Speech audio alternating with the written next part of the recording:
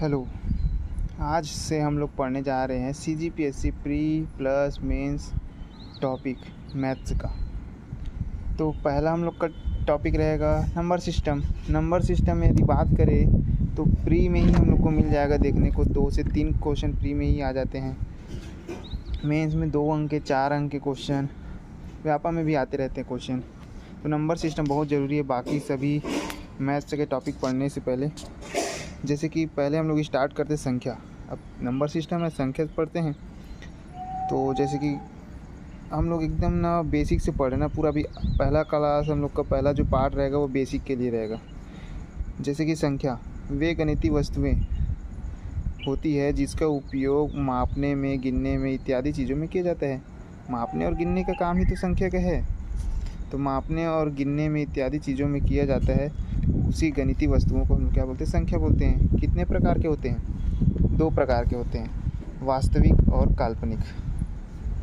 वास्तविक और काल्पनिक। यदि काल्पनिक को हम लोग को पढ़ना नहीं है क्योंकि ये ना प्री का टॉपिक है ना व्यापम का टॉपिक है। फिर भी एक बार देख लेते हैं काल्पनिक क्या होता है। जो केवल कल्पना में हो, जैसे कि √-2, √-3, √-4। अब इसको दर्शाने के लिए हम लोग कैसे लिखते हैं? जैसे कि आयोटा इज इक्वल टू √-1। तो जैसे √-2 है, इसको कैसे लिखेंगे? √2 इंटू इतना। तो जहाँ पर भी इमेजनरी पार्ट हम लोग का आ जाए उसको हम लोग काल्पनिक बोल देते हैं। ठीक।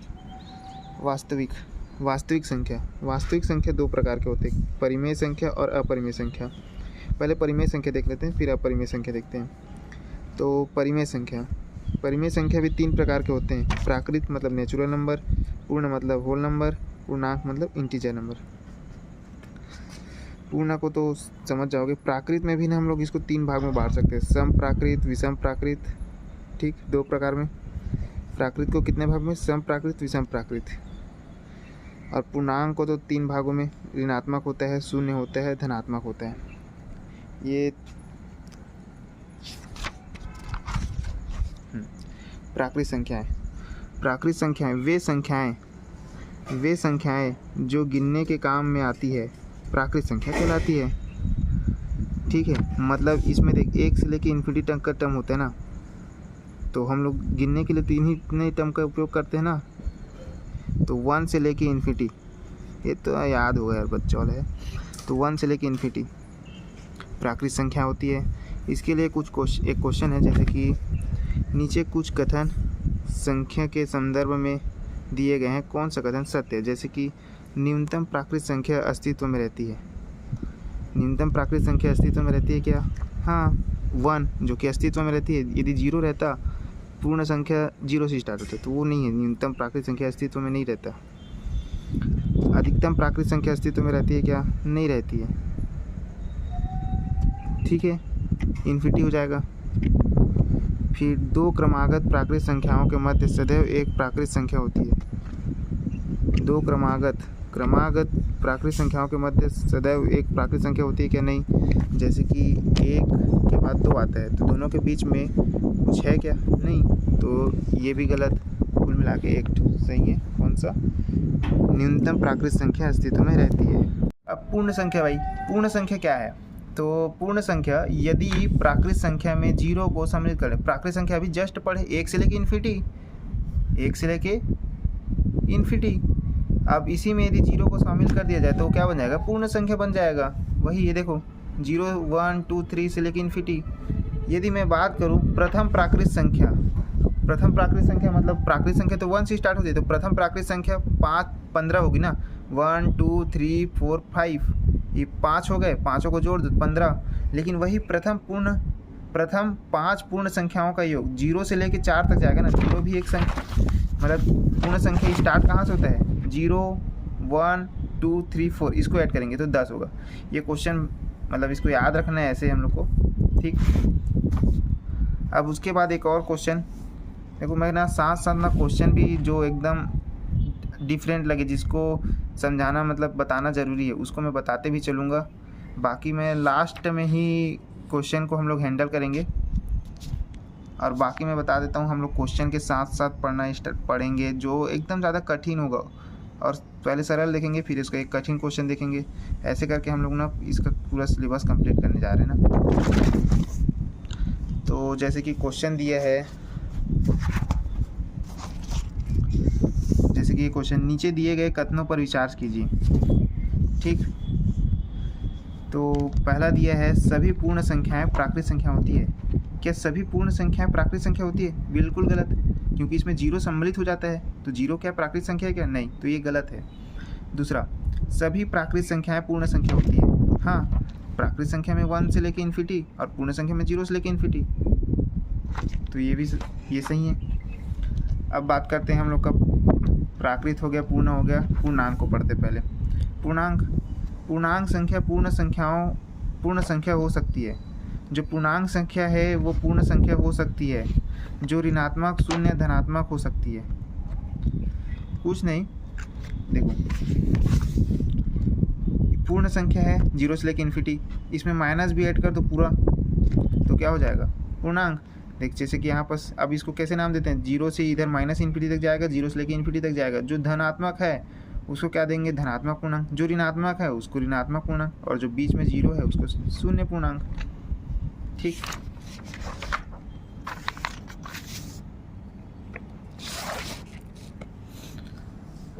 अब सम प्राकृत संख्या, विषम प्राकृत संख्या। ठीक, प्राकृत संख्या के अंतर्गत आएगा ये, है ना, लेकिन इसको हम लोग इधर पढ़ लेते हैं, कोई टेंशन नहीं है। सम प्राकृत संख्या, विषम प्राकृत संख्या, वे प्राकृत संख्या जो 2 से भाग जाती है। सम प्राकृत संख्या, देखो इसका डेफिनेशन के साथ पढ़ लेना। जैसे अभी क्वेश्चन आएगा मेंस में, प्राकृत संख्या प्लस प्राकृत संख्या को समझाइए, तो हम लोग इसको बता सकते हैं, लेकिन मैं आपको बताते जाऊंगा कि कौन ज़्यादा IMP मेंस के लिए, ये भी बताते चलूँगा ना। सम प्राकृत संख्या, विषम प्राकृत संख्या, अब मेंस के स्टूडेंट हैं हम लोग, तो पूरा डेफिनेशन के साथ याद होना चाहिए। तो वे प्राकृत संख्या जो 2 से भाग जाती है, जैसे कि 2, 4, 6। विषम प्राकृत संख्या, वे प्राकृत संख्या जो 2 से भाग नहीं जाती, अभी तो याद है, तो 1, 3, 5, 7। ठीक, अब आते हैं परिमेय संख्या। परिमेय संख्या मतलब रेशनल नंबर। तो वे संख्याएं जो P/Q के रूप में निरूपित किया जाता है। यदि जिसको भी हम लोग P/Q के रूप में निरूपित कर दें, और जहाँ P और Q क्या है? पूर्णांक संख्या है, मतलब ऋणात्मक हो सकती है, शून्य हो सकती है, धनात्मक हो सकती है। जहाँ पर जो बटे में रहेगा P/Q, तो Q यदि 0 नहीं होना चाहिए, क्योंकि वो 0 हो जाएगा तो इन्फिनिटी आंसर आ जाएगा। ठीक, तो जैसे कि ये देख, ये पास लिखा है 0/3, 4/1, मतलब 4 भी, 0/2, -3/2, -5, ये सब क्या है? परिमेय संख्या है। लेकिन यदि इसको ऐसे लिख दिए 2.5/1, ये परिमेय संख्या नहीं है, क्योंकि 2.5 खुद परिमेय, मतलब हम लोग को क्या चाहिए? P/Q के रूप में लिखना है, और P और Q दोनों क्या होना चाहिए? पूर्णांक, और 2.5 पूर्णांक संख्या नहीं है। समझ में? अब अपरिमेय संख्या। अपरिमेय संख्या वे संख्याएं जिन्हें P/Q के रूप में निरूपित नहीं किया जा सकता, नहीं किया जाता, P/Q के रूप में नहीं लिखते हैं, इन्हें सामान्यतः वर्गमूल के रूप में लिखा जाता है। ठीक, तो देखो P/Q के रूप में तो नहीं लिखे जा सकता, और इसे किसके रूप में निरूपित किया जाता है? रूट के, मतलब वर्गमूल में, जैसे कि √2, √3, √5, √6। तो यहाँ पर मैं एक चीज़ बता देता हूँ, जैसे √4, √9, √16, ये परिमेय संख्या होगी, क्योंकि इनका डायरेक्ट रूट निकालना एकदम संभव है, और इनका डायरेक्ट रूट नहीं निकाला जा सकता, क्योंकि ये दशमलव में आएगा आंसर। सही है, तो वैसे रूट को मत लेना जिसका तो हम लोग तोड़ के हम लोग पूरा रूट निकाल सकते हैं, आंसर निकाल सकते हैं। जैसे कि इसका 2 आएगा, इसका 3 आएगा, तो ये परिमेय हो जाएगा। अब एक चीज़ और बता देता हूँ, जैसे कि जो पाई है, यहाँ पर इसको याद रखना ना, एक बार क्वेश्चन बन चुका है इसका। पाई एक अपरिमेय संख्या, जबकि 22.7 परिमेय संख्या है। यदि मैं पाई बस लिख दूँ, पाई, ठीक, तो ये अपरिमेय संख्या है, जबकि इसी को मैं नंबर में, मतलब इसका वैल्यू कितना होता है? 22/7, तो 22/7 क्या हो जाता है? परिमेय संख्या हो जाता है। ओके, तो यहाँ तक पूरा हम लोग का संख्या खत्म हो गया ना। अब हम लोग ना एक थोड़ा सा स्टेटमेंट पढ़ के हम लोग इसको ना आज का हम लोग का पार्ट यहीं पर कंप्लीट करेंगे। अभाज्य संख्या। प्राइम नंबर, इसको देख लेते हैं ना। अभाज्य संख्या क्या है? वे प्राकृत संख्या क्या होती है? प्राकृत संख्या। अब प्राकृत संख्या मैं बता चुका हूँ ना, प्राकृत संख्या कहाँ से स्टार्ट होती है? 1 से स्टार्ट होती है। तो वे प्राकृत संख्या हैं जिनके केवल 2 ही गुणनखंड होते हैं। कितने गुणनखंड? 2 गुणनखंड। एक गुणनखंड वह संख्या स्वयं होती है, मतलब वो जिसका गुणनखंड निकालेंगे वो संख्या स्वयं होगी, और दूसरा गुणनखंड एक नंबर होती है, मतलब जिसका गुणनखंड एक तो स्वयं एक तो एक। जैसे कि 2, 3, 5, 7, 11। अब इतना तो जानते हैं सब लोग, लेकिन डेफिनेशन के साथ पढ़ रहे हैं तो मैं बता देता हूँ। अब 2 ये अभाज्य संख्या है, क्योंकि इसको हम लोग गुणनखंड करेंगे तो एक तो स्वयं आएगा और एक तो 1 आएगा। लेकिन इतना याद रखना, 1 अभाज्य संख्या नहीं होता है, क्योंकि 1 को तो नहीं लेते हैं, ठीक है, इसको याद रखना। बाकी इधर को सब पता था। अब इसके थोड़ा तथ्य देख लेते हैं ना। तथ्य भी इम्पोर्टेंट होता है ना, पेपर में डायरेक्ट यही आता है कि दिया गया स्टेटमेंट से कौन सही है कौन सा गलत है। सबसे छोटी या सबसे पहली, मतलब सबसे छोटी या पहली अभाज्य संख्या क्या है? यहाँ पर देख तो बता सकते 2 है। अब यदि मैं बात करूँ 1 से लेके 100 तक कुल अभाज्य संख्या कितनी है? 1 से लेके 100 तक। अब देखो, निकालना चाहते तो एक एक करके निकाल के गिन के लिख लो, नहीं तो मैं तथ्य बता रहा हूँ, इसको याद कर लो भाई। तो 1 से लेके 100 तक कुल अभाज्य संख्या कितना है? 25 है, याद कर लो भाई, थोड़ा सा तो है। और 1 से 50 तक कुल अभाज्य संख्या कितनी होंगी? 15। एकलौती सम संख्या जो अभाज्य संख्या है 2। तो एकलौती सम संख्या देख लो, यहाँ पर 2 सम संख्या है जो कि एकलौती है और ये भाज्य है। 1 से 100 तक का बात करें तो 25, और 1 से 50 तक का कुल अभाज्य संख्या कितना है? 15। आप निकाल के एक बार देख सकते हो, लेकिन याद कर लो। अब अभाज्य संख्या हो गया। अब हम लोग बताते हैं भाज्य संख्या। भाज्य संख्या वे प्राकृत संख्या है जिनके 2 से अधिक गुणनखंड। 2 से अधिक गुणनखंड हो गए, बस क्या हो जाएगा? भाज्य संख्या। जैसे 4, 1, 2, 4, 6, 1, 2, 3, 6। गुणनखंड तो निकालने आता है ना। गुणनखंड जैसे कि मैं 4 का गुणनखंड निकाल रहा हूँ, मतलब ऐसे निकाल लो। सबसे पहले 1 तो सब में फिक्स रहता है, 2 से भाग जा रहा है तो 2 कर दो, फिर 2 से भाग जा रहा है तो ये तो कितना होगा इसका गुणनखंड? 2, 2, 1 या फिर 2, 1। ठीक, वैसे यहाँ पास निकालें तो यहाँ पास 1 भी इसका गुणनखंड है, मतलब 1 के पहाड़े में भी आता है, 2 के पहाड़े में भी आता है और 4 के भी पहाड़े में आता है। तो ये क्या हो जाएगा इसका गुणनखंड? एक ना तो भाज्य संख्या है ना ही भाज्य संख्या। एक ये क्या है? अभाज्य संख्या भी नहीं है और न ही भाज्य संख्या है, ये भी याद रखना। तथ्य, अब इसमें भी थोड़ा तथ्य है। सबसे छोटी या पहली भाज्य संख्या क्या होगी? 4 से स्टार्ट होगी, और 2 को छोड़ के सभी सम संख्या भाज्य। वहाँ पर 2 आ गया था तो 2 को यहाँ पर नहीं लेते हैं, तो 2 को छोड़कर सभी सम संख्या क्या हो जाती है? भाज्य संख्या हो जाती है। 1 से लेके 100 तक वहाँ पर कितना था? 25 था, तो 25 में माइनस कर दो तो यहाँ पर कितना हो जाएगा? 74। 75 होना चाहिए ऐसे बोलोगे ना, लेकिन 1 को तो गिनते नहीं हैं।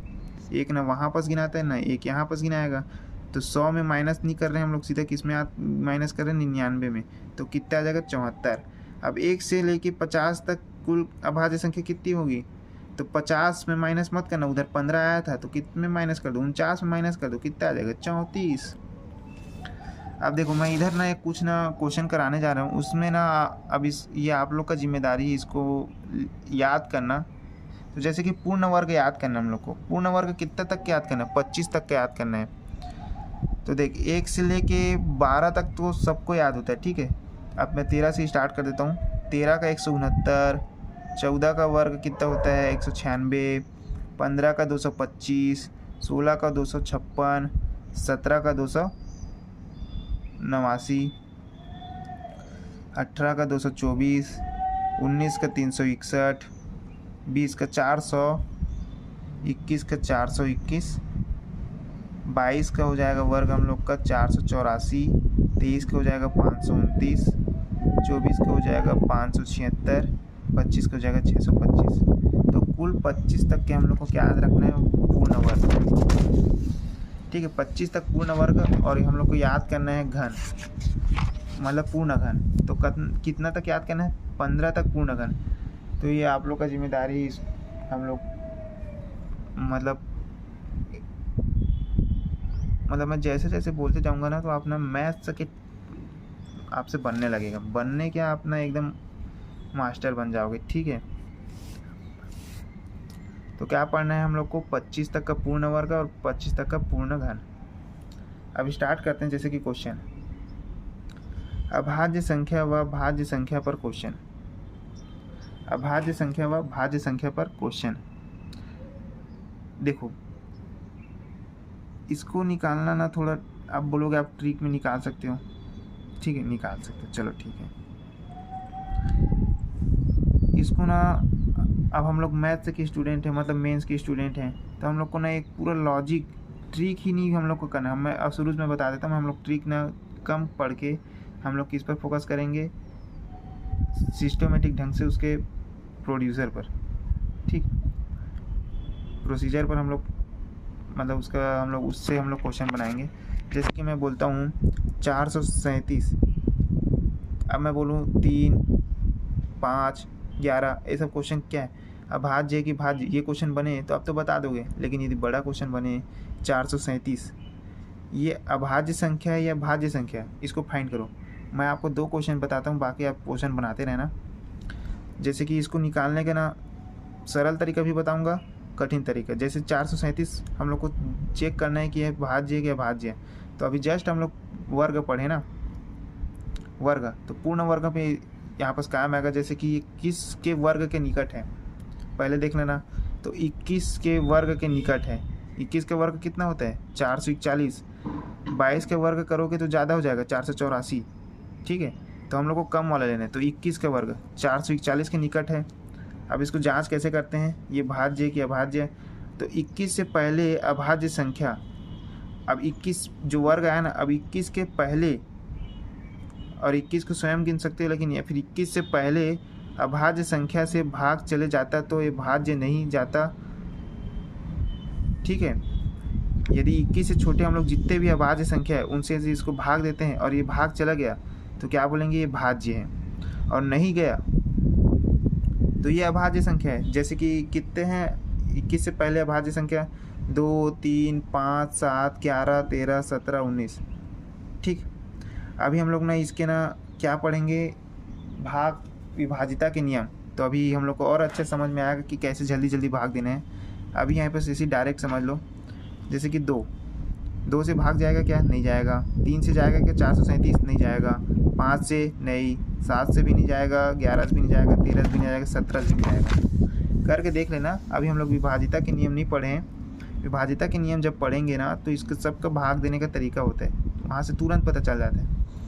अब यहाँ पर देखो 19 से जब करोगे ना, किसको, 437 को, यदि 19 से भाग देंगे 437 को, तो ये जाएगा 23 बार में, कंप्लीट पूर्णतः भाग देना चाहिए ना, तो 23 से चला जाएगा। इस प्रकार हम लोग को क्या पता चल रहा है कि 437 क्या है, भाज्य संख्या है। अब मैं इसका दूसरा तरीका बताता हूँ, जो आप ट्रिक में, लेकिन ये ट्रिक कहाँ काम करेगी मैं बता देता हूँ। 2 नंबर 2, यदि 2 अंकों की संख्या है उसको निकालना सरल है, वहाँ बस कभी यूज़ मत करना ना।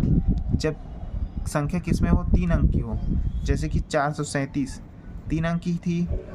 437 को हम लोग को बताना है कि ये पूर्ण भाज्य है कि अभाज्य है, तो हम लोग क्या करेंगे, इसके अंकों को जोड़ देंगे। तो 4 + 3 + 7 कितना आएगा, 14 आएगा।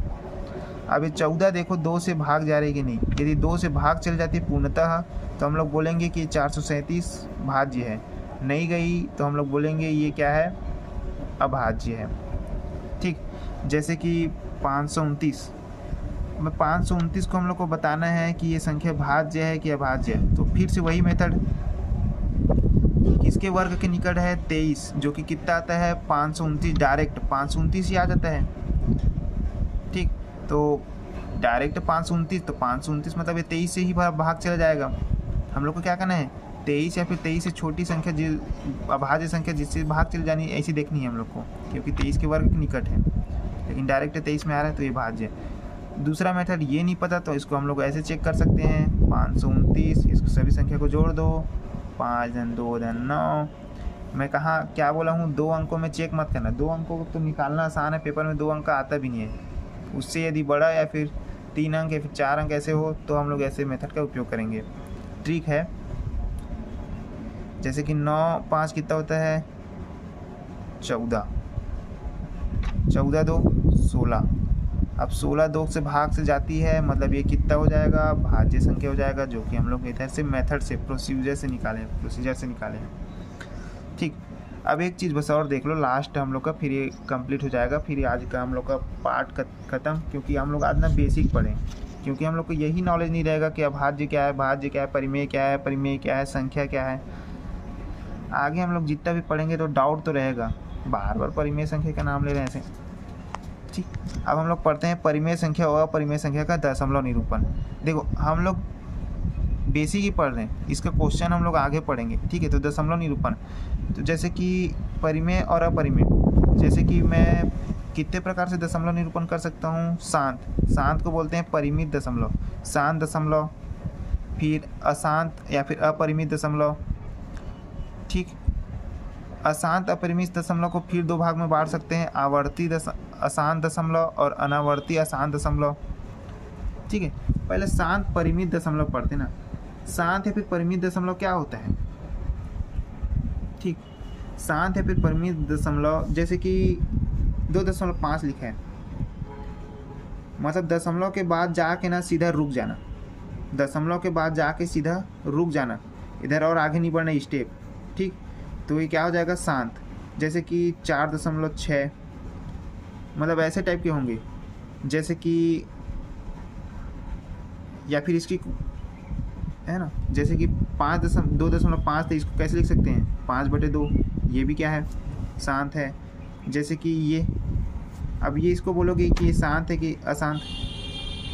ठीक, तो यहाँ से चेक कर सकते हो, जब इसको हल करोगे तो दशमलव के बाद इन्फिनिटी टर्म आ रहे हैं, इन्फिनिटी टर्म जब भी आ जाएंगे तो समझ लेना वो क्या है, अशांत है। और जहाँ पर वो रुक जाए, जैसे कि यहाँ पर 5.999 रुक गया ना, तो क्या हो जाएगा शांत। तो इसी को बोलेंगे शांत परिमित दशमलव। आगे इससे रिलेटेड बहुत अच्छे क्वेश्चन पढ़ेंगे।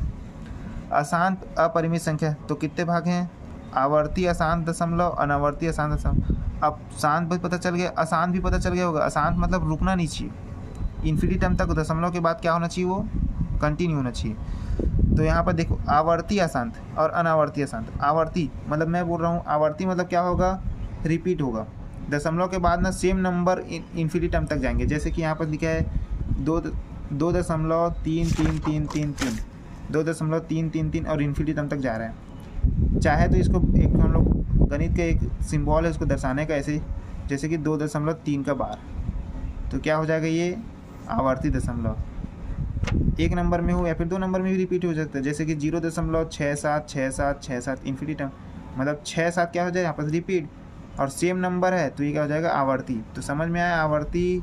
तो अनावर्ती क्या हो जाएगा, अनावर्ती वो दशमलव हो जाएंगे जिसमें दशमलव के बाद रिपीटेड ना हो और इन्फिनिटी टर्म तक जाए। जैसे कि जितने भी अपरिमेय संख्या उसका दशमलव निरूपण अनावर्ती दशमलव होता है। जैसे कि √2 √3 ये अपरिमेय संख्या है ना, √7 √5 ये सब अनावर्ती अशांत में आएंगे, क्योंकि इसका जब हम लोग दशमलव निकालते हैं, जब इसका मतलब आंसर निकालते हैं, जैसे √2 का तो कितना आएगा 1.414213 डेढ़ इन्फिनिटी तक जाता है। भले कि हम लोग आंसर यहाँ पर 1.414 हम लोग अपने क्वेश्चन को सॉल्व करने के लिए इसका यूज़ कर लेते हैं, लेकिन ये पूरा इन्फिनिटी तक जाता है और रिपीट भी नहीं होता है। तो इसको क्या बोलेंगे, अनावर्ती अशांत। ठीक, क्यों, क्योंकि दशमलव के बाद नंबर इन्फिनिटी तक जा रहे हैं और क्या हो रहा है, ये रिपीट भी नहीं हो रहा है। तो समझ में आया शांत, आवर्ती अशांत, अनावर्ती अशांत। तो आज का हम लोग यहीं पर स्टॉप करते हैं, क्योंकि आज का हम लोग का पूरा बेसिक नंबर सिस्टम में कंप्लीट हो गया है। कल से हम लोग पढ़ेंगे नेक्स्ट टाइप क्वेश्चन या फिर नया टाइप। तो एक टाइप में हम लोग इसका बेसिक ही पढ़े नंबर सिस्टम। ठीक, तो मिलते हैं फिर नेक्स्ट वीडियो, जब तक के लिए पढ़िएगा।